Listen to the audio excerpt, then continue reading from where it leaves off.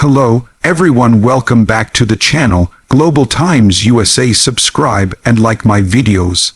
Today, we are going to take a closer look at one of the most shocking developments in the ongoing Russia-Ukraine war, the news that Ukraine's drones have managed to strike deep inside Russia and create an unexpected wave of alarm in Moscow. This development has been described as a turning point, and it has generated global discussions about how the dynamics of modern warfare are changing, how technology is being used as a weapon of strategy, and how the balance of security is being challenged inside Russian territory itself. In this review and analysis, we will treat the situation like a full examination of a new vehicle or technology, discussing its exterior, its interior, its performance, its safety features, the unique selling points that make this strike different, the price that comes with it in terms of cost, consequences, and finally the conclusion about what this means for the future of this conflict and global security. When we first look at the exterior of this event, the surface impression, the message is very clear. Ukraine has sent a signal that its drone program is capable of reaching far beyond the front lines, bypassing Russian defenses, and entering the skies of Moscow itself. The exterior view is that this is not just a minor attack, but a demonstration of reach and capability. People in Moscow woke up to reports of explosions and strikes in places that were previously thought to be safe. The exterior impression, therefore, is of shock, vulnerability, and disruption in the heart of Russia. For ordinary Russian citizens, it means that the war is no longer distant, but is touching their daily lives. For the international community, the exterior impression is that Ukraine is now able to strike symbolic and strategic locations deep inside Russian territory. This exterior effect alone is powerful because it changes the psychological landscape of the war.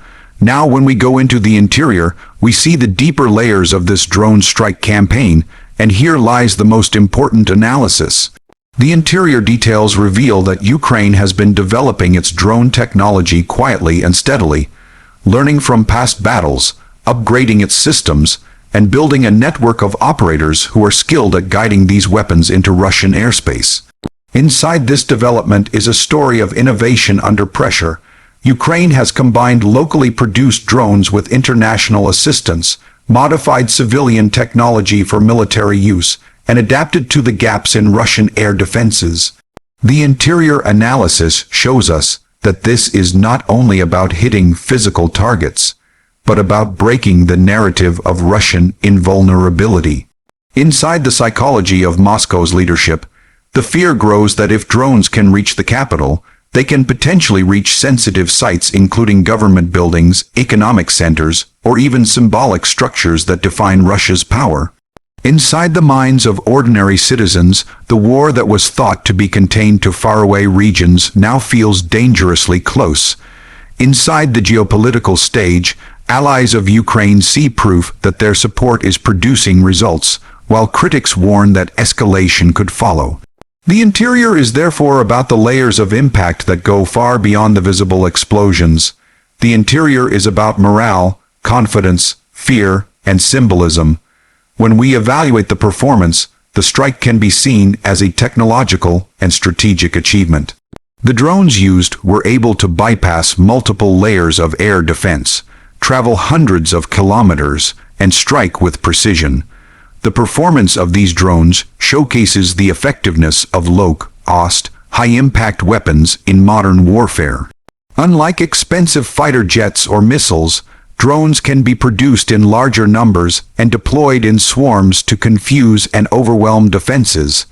Their performance is not only measured in destruction, but in how they shift the balance of military power.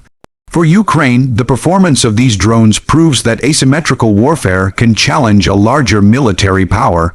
For Russia, the performance is a test of its air defense systems, some of which failed to intercept every drone.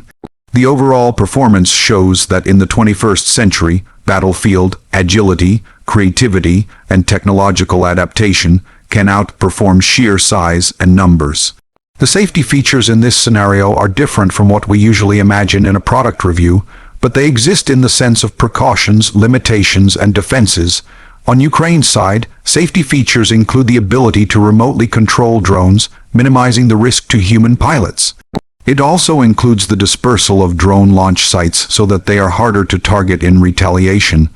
On Russia's side, safety features are its air defense systems, radar, and anti-drone measures. However, the effectiveness of these safety features is under question after these strikes. The safety dimension also extends to civilians, as governments now struggle to protect ordinary people from becoming victims of drone warfare. The safety question is therefore twofold: the safety of the operators who can strike without risking their lives, and the safety of civilians who now face new vulnerabilities. The unique selling points of this drone strike are strikingly clear. Unlike traditional weapons, drones bring a mix of stealth, cost-effectiveness, and psychological warfare. Their unique selling point is that they are able to create a disproportionate impact compared to their cost.